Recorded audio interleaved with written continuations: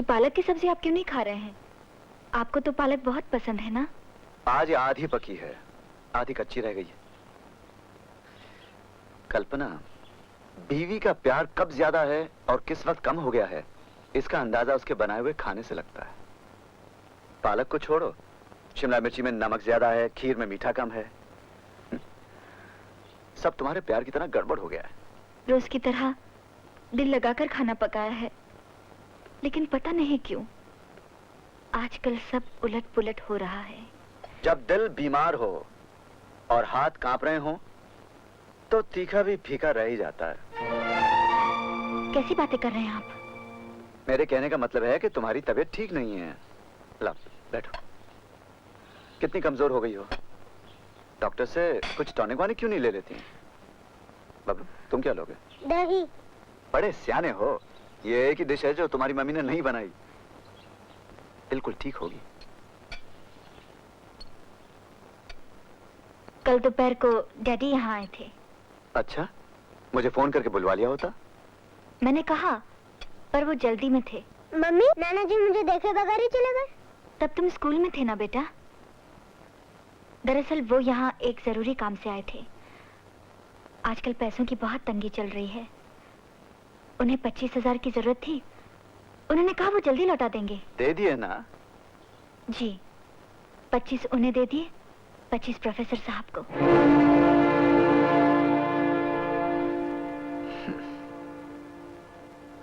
नेक काम के लिए चंदा देना और अपनों की मदद करना दोनों ही अच्छे काम हैं। तुमने समझदारी से काम लिया।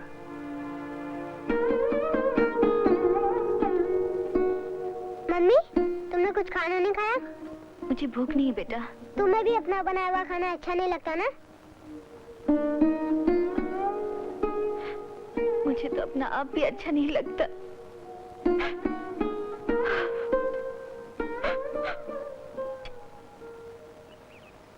मैं मदद कर दूं? अरे कुमार, तुम? नमस्ते। अचानक कैसे आना हुआ? कल्पना नहीं है क्या? जी नहीं, अकेला आया हूँ। पूना में एक प्लॉट देखने आया था। नई फैक्ट्री डालना चाहता हूँ। सोचा आपसे भी मिलता चलूं। हाँ, कारोबार बढ़ा रहे हो? जी। Very good, very good. बैठो। और आपका बिजनेस कैसे चल रहा है? मार्केट में कुछ अफवाहें सुनी हैं। मेरे बारे में क्या सुना है? अरे अब इस उम्र में रोमांस करने से तो रहा। नहीं, वो बात नहीं है। सुना है आपके बिजनेस में तंगी आ गई है। मुझसे मदद चाहिए तो मैं हाजिर हूँ। फिर आपका बेटा ही तो हूँ। तुम किसके बारे में बात कर रहे हो बेटे? पैसे की तंगी? अरे मैं तो खुद पैसे से तंग आया हुआ हूँ। पिछले दिनों कपड़ों के मिलों में स्ट्राइक थी। व्यापारी मेरे गोदाम से चढ़े दामों पे माल लेके गए। एक्सपोर्ट इस साल दुगना हुआ है। अरे अपने तो ये दिन चल रहे हैं कि हाथ से बीज गिरे और फूल ही फूल खिल गए, और तुम कहते हुए तंगी की खबर सुनिए। सॉरी सर, इसलिए तो कहा था कि अफवाहें सुनी थी। आप बंबई कब आ रहे हैं? आऊंगा, बहुत जल्दी आऊंगा। बहुत दिन हुए बेटी अब बबलू से मिले।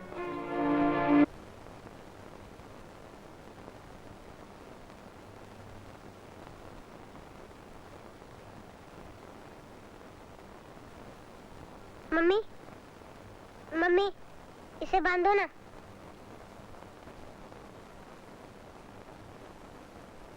मम्मी, मैं कल नाना जी के पास जाऊं?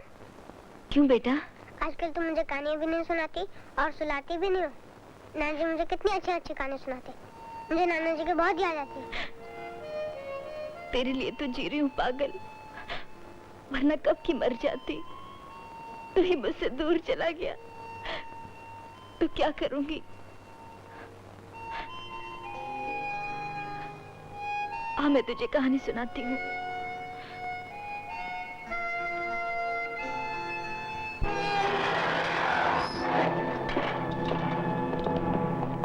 कहाँ जा रहे हो? देखो, मैं आज आखिरी बार आया हूँ फाइनल फैसला करने। तुम्हें बीच में बोलने की कोई जरूरत नहीं है, वरना मैं चिल्लाकर सारी दुनिया में तुम्हारा राज फाश कर दूंगा, समझे? कल्पना जी, मैं आपसे कुछ बात करने आया हूँ। तुम यहाँ क्यों आए हो? तुमसे कहा था ना, एक हफ्ते में सारी रकम मिल जाएगी। साहब घर पे हैं, चले जाओ यहाँ से। चला जाऊंगा, चला जाऊंगा। इस बार जाऊंगा तो हमेशा के लिए चला जाऊंगा। मकान बनवाने का ख्याल मैंने छोड़ दिया है। मुझे एक बना बनाया मकान मिल रहा है, खूबसूरत भी है, सस्ता भी। खूबसूरत मेरे लिए, सस्ता आपके लिए। सिर्फ 75,000 रुपए। 75? लेकिन मैंने तो सिर्फ 25,000 देने हैं। हाँ, लेकिन अब मुझे 75 चाहिए। और मुझे मालूम है कि तुम्हारे लिए इतने पैसे इकट्ठा देना मुमकिन नहीं है, इसलिए हमारे पास एक ही रास्ता है। इस प्रॉमिसरी नोट पर साइन कर दो। नीच कमीने, क्या बिगाड़ा है मैंने तुम्हारा? क्यों मेरे पीछे पड़े हो? मेरी जान ले लो मगर मेरा पीछा छोड़ दो। मैं तुम्हारे आगे हाथ जोड़ती हूँ, चले जाओ यहाँ से, चले जाओ। साहब के जागने से पहले प्लीज चले जाओ। चला जाऊंगा, चला जाऊंगा। साहब के जागने से पहले इस पे साइन कर दो, चला जाऊंगा। कभी नहीं, ये हमारी मौत का हुक्मनामा है। साहब की इज्जत, मेरे बच्चे की जिंदगी दोनों मिट्टी में मिल जाएंगी। मैं मर जाऊंगी मगर इस प्रणोट पे कब। तो ठीक है, मैं तुम्हारी और तुम्हारे ड्राइवर की ये तस्वीर तुम्हारे साहब को दिखाने ही वाला हूँ। और ये तो तुम जानती हो कि वो बहुत खुददार आदमी है। तुम्हारे मरने से पहले वो जहर खा लेंगे। तुम मरना चाहती हो तो मरो ना, और उनकी हत्या क्यों कर रही हो?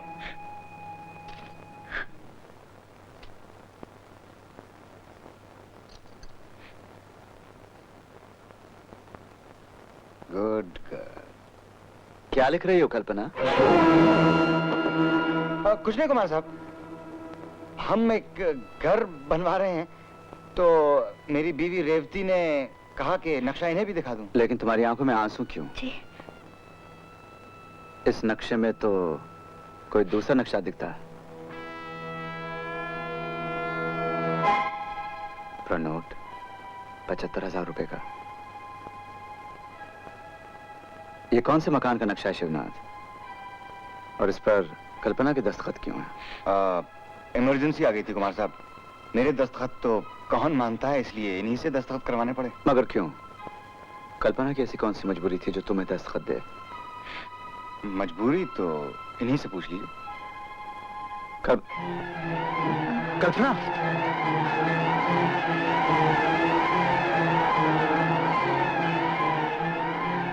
ये क्या राज है? तुमने कल्पना से दस्तखत क्यों लिए? बोलते क्यों नहीं? आप बोलने पर मजबूर मत कीजिए मुझे, आप बर्दाश्त नहीं कर पाएंगे। और ये जो हो रहा है, इसे बर्दाश्त कर लूंगा? शिवनाथ, मैं बहुत सीधा आदमी हूं, सीधी बात करता हूं। सीधी बात तो यह है कि आपने मुझे थप्पड़ मारा है। यही हाथ अपने मुंह पे मारिएगा, ये हकीकत जान लेने के बाद। है आंखों में ताब सच देखने की? तो देखिए ऐसे। इसे मत देखिए सर, मैं आपको ये कभी नहीं देखने दूंगा।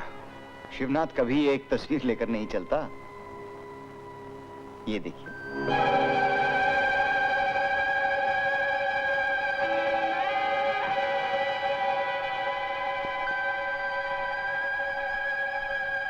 कुमार साहब, छूना नहीं मुझे। सर मैं कसम खाकर कहता हूँ ये सच नहीं है।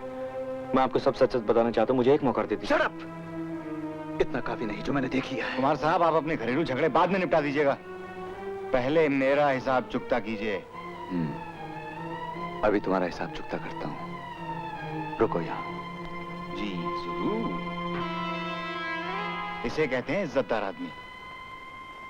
सीखो इनसे कुछ कि इज्जत कैसे बचाई जाती है। 75,000 तो क्या, उससे चौगने भी मांगता तो वो भी मिल जाते हैं। मैंने फैसला कर लिया है, जो जो इस राज को जानता है जिंदा नहीं रहेगा। सर मुझे जरूर मार दीजिए, लेकिन यकीन मानिए इसमें कल्पना जी का कोई दोष नहीं। कुमार साहब आप पैसे नहीं देना चाहते मत दीजिए, मैं आपको नेगेटिव पैसे ही लौटा देता हूँ ना। लीजिए नेगेटिव रख लीजिए। कुमार साहब मेरी जान चली जाती है, मेरे किस काम का। लीजिए कुमार साहब मैं वादा करता हूँ मैं दोबारा कभी इस घर का रुख नहीं करूंगा। आप नेगेटिव रख लीजिए। इतनी सी बात के लिए मारामारी करने की क्या जरूरत है? कसूर तो मेरा है, मैंने गुनाह किया है। आप जैसे सच्चे इंसान को धोखा देकर मुझे मार दीजिए। चलाइए गोली, मुझे मार दीजिए। तुम्हारी सजा ये है कि तुम जिंदा रहोगी।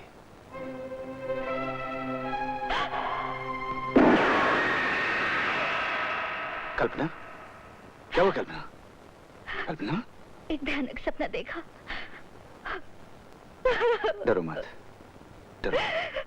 मैं हूं ना तुम्हारे पास। चलो सो जाओ, सो जाओ। हेलो। कल्पना, यस, आप कौन बोल रहे हैं? मैं शिवनाथ। क्या बात है? बात कुछ खास नहीं है। मैं कल तुम्हारे डैडी से मिला था। क्या? मतलब तुम्हारे डैडी मुझसे मिले थे। कहाँ? सपने में। आजकल मैं सपने बड़े देखता हूँ। तुम देखती हो? अब कल सपने में तुम्हारे डैडी आ गए। घबराओ नहीं, घबराओ नहीं, मैंने उनसे कुछ नहीं कहा। मैं तो सपने में भी किसी से कुछ नहीं कहूंगा। लेकिन वो तुम्हारी बहुत शिकायत कर रहे थे। कह रहे थे इतने दिनों से कल्पना मिलने नहीं आई। तो मैंने कहा परेशान मत होइए, मैं कल्पना से कह दूंगा, वो आपसे जरूर मिलने आएगी। बल्कि मैंने तो कहा वो आज ही आएगी। जाओगी ना? तुम चाहते क्या हो? जल्दी कहो। भूल गए? तुमने कहा था ना 1 हफ्ते में पैसे दे दूंगी पूरे। आज 8वां दिन है। और कल्पना, ऐसा भी नहीं है मैं तुम्हारी परेशानी समझता नहीं हूँ, हैं? इस बार तुम्हारी परेशानी तुम्हारे डैडी हल कर देंगे। वो बहुत अमीर आदमी है और तुम उनकी इकलौती बेटी हो। 25,000 के लिए वो तुम्हें इनकार नहीं करेंगे, हैं? तो तुम उनके पास जाओ और कोई भी बहाना करके पैसे ले आओ। मैं उनके पास कैसे जा सकती हूँ? कुमार साहब घर पे हैं। तुम्हें मालूम नहीं है? कुमार साहब तो सूरत जा रहे हैं। कल्पना, मैं सूरत जा रहा हूँ। वहां अमेरिका से एक पार्टी आई हुई है, जरूरी मीटिंग है। रात को लौटने में शायद देर हो जाए।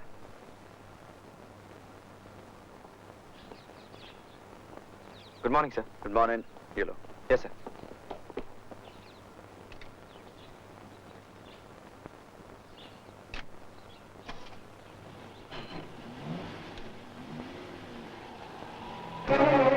रामू, मुझे लौटने में देर होगी। मैं अपनी सहेली के घर जा रही हूँ। बबलू का ख्याल रखना। अच्छा।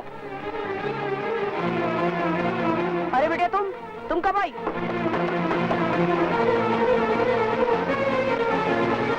Daddy, daddy, daddy. अरे बेटी, क्या बात है, इतनी घबराई हुई क्यों? डैडी, मुझे 25,000 रुपए की सख्त जरूरत है। अभी इसी वक्त मैं लौटा दूंगी। अरे पगली, तुम मेरी बेटी हो, मैं तुम्हें कर्ज थोड़ी दूंगा। ये सब कुछ तुम्हारे तो है। 25,000 क्या, मैं तुम्हें 25 लाख दूंगा। लेकिन क्या मुझे ये नहीं बताओगे कि ऐसी कौन सी आफत आ पड़ी है, हैं? डैडी, वो बाहर गए हुए हैं और बैंक में रकम जमा करवाना बहुत जरूरी है। मुझे नहीं लगता कुमार को पैसों की जरूरत है। आपको मेरे पे विश्वास नहीं? कैसे विश्वास करूं? सच बताओ बेटी, क्यों तुम्हें इतने पैसों की जरूरत है? और देखो, पति पत्नी को एक दूसरे से छुपा के कोई बात नहीं करनी चाहिए। मैं आपका उपदेश सुनने नहीं आई हूँ। आप मेरी मदद करेंगे या नहीं? कल कुमार आया था, मेरी मदद करने आया था। कल वो पैसे देने आया था, आज तुम लेने आई हो। वो यहाँ आए थे?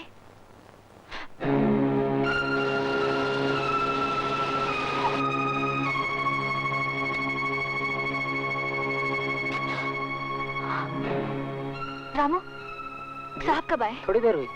मेरे बारे में पूछा? पूछा, मैंने कहा सहेली के घर गई। अरे एक बात तो बताओ। ए बबलू, जब मैं घर पर नहीं होता हूँ तो और कौन कौन आता है? दूध वाला। और कौन आता है? पोछने आता है। और कौन आता है? बाजू वाला। और अंकल आते हैं, कैमरे वाले। वो क्या करते हैं यहाँ के? अंकल ने फोटो दिए थे ना, फिर? मम्मी ने उन्हें बहुत सारे नोट दिए।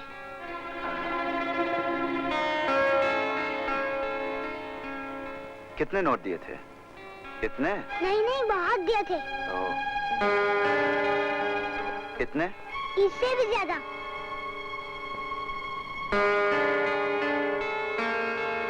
कितने?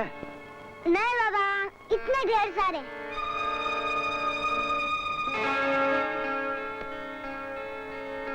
इतने? इतने।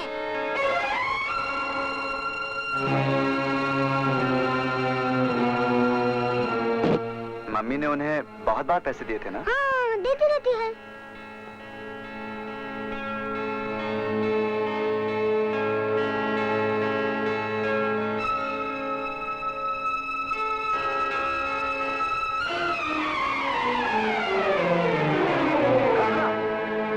कल्पना, कल्पना, कल्पना, रामू, जल्दी से डॉक्टर को बुलाओ।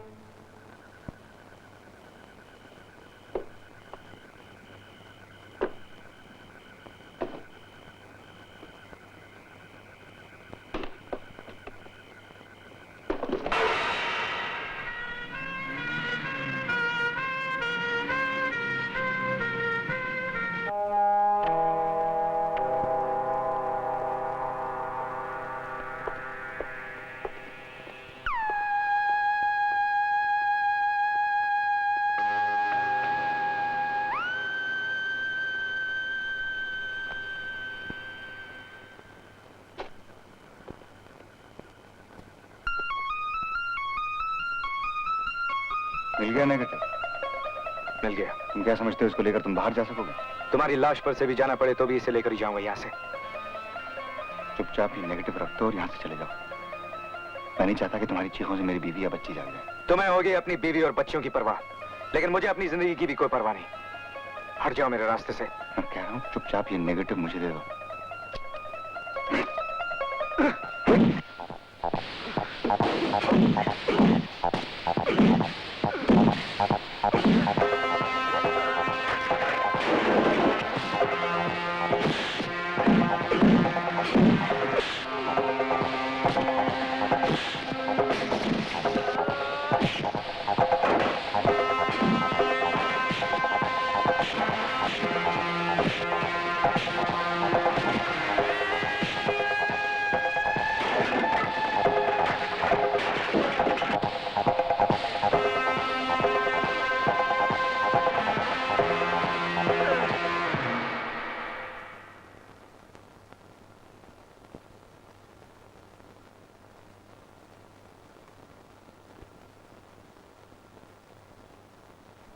डॉक्टर साहब, बाहरी चोटों का तो मैंने इलाज कर दिया है। लगता है कोई गहरा सदमा पहुंचा है, इसलिए होश नहीं आ रहा।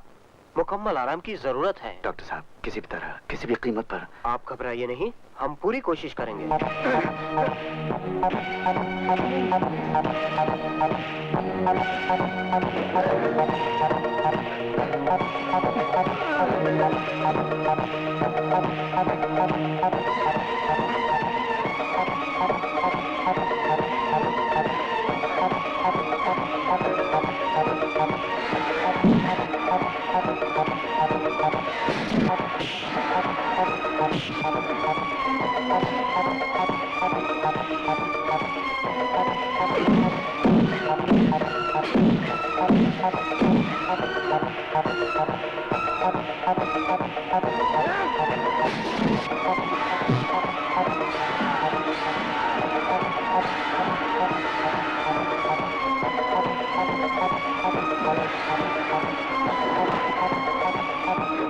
अगर तुम ये नेगेटिव ले भी गए तो क्या मेरी जबान बंद हो जाएगी?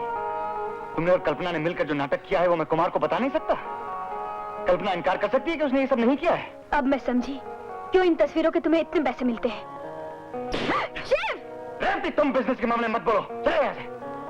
चले यहाँ से। चुप करो। इस गंदी हरकत को तुम बिजनेस कहते हो? शर्म आनी चाहिए तुम्हें। तुम जानती नहीं हो रेवती, इसने और कल्पना ने मिलकर क्या गुल खिलाया है। मैं जानती हूँ, और मैं वो भी जानती हूँ जो तुम नहीं जानते। कल्पना से पढ़ाई के दौरान गलत लड़कियों की संगत में रहकर एक भूल हो गई, जिसे मैं कब की भूल चुकी थी।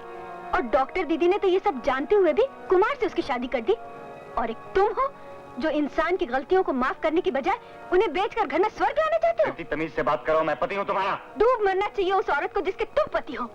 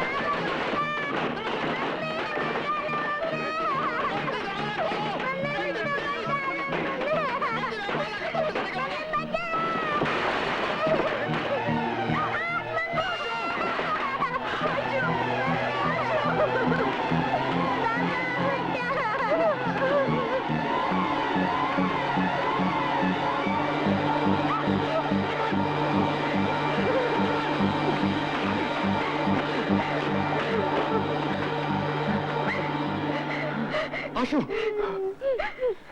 अमन भाई, thank you very much. Ifti ji, ये हाथ मारना जानते थे, आज इन हाथों ने बचाना सीख लिया है। इन हाथों की अग्नि परीक्षा हो गई है। मेरा काम पूरा हो गया है भाई, मैं शहर छोड़ के जा रहा हूँ।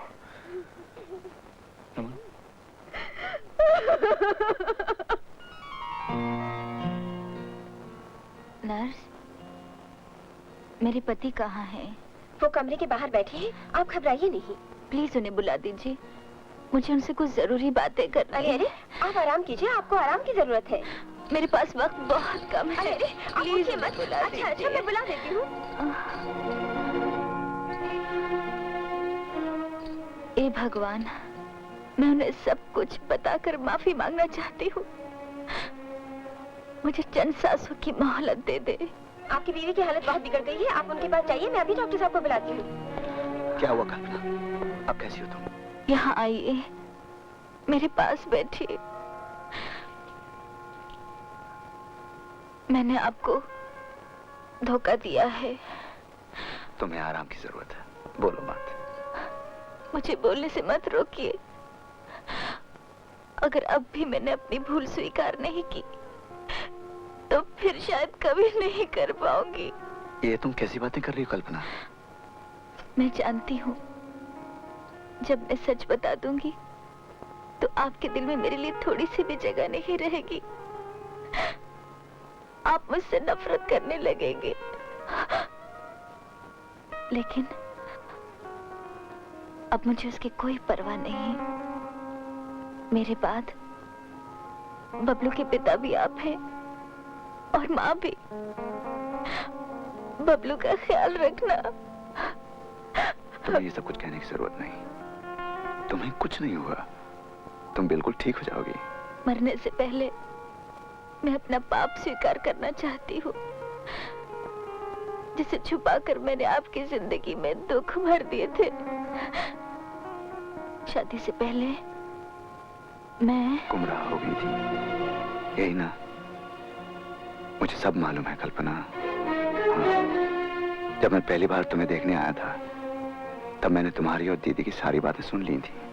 हाँ, जब मुझे मालूम हुआ कि जिस लड़की से मैं शादी करने वाला हूँ वो एक बार गुमराह हो चुकी है, तो एक पल सोच में ही पड़ गया। फिर ऐसा ख्याल आया कि तुम जैसी मासूम लड़की से अगर अनजाने में कोई भूल हुई भी हो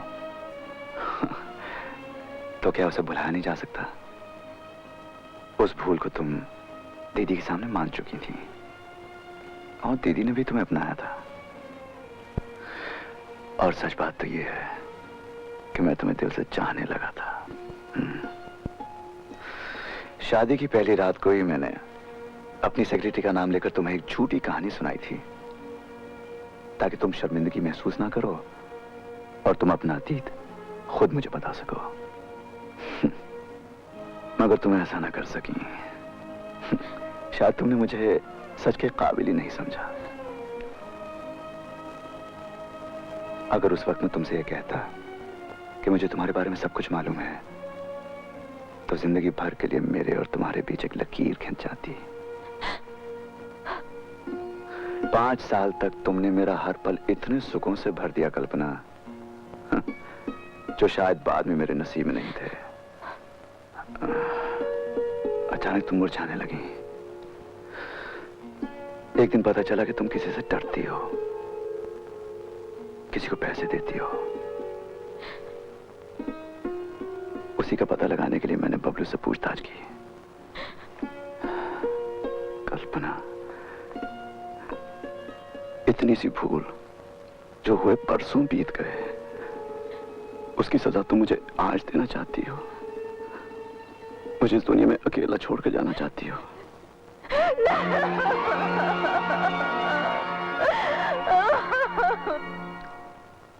अंकल, आप मेरी मम्मी से पैसे लेने आए हो ना? लेकिन मेरी मम्मी अभी बहुत बीमार है, उन्हें तकलीफ मत दो। लो, मैं पैसे देता हूँ, मेरे पास इतने ही है।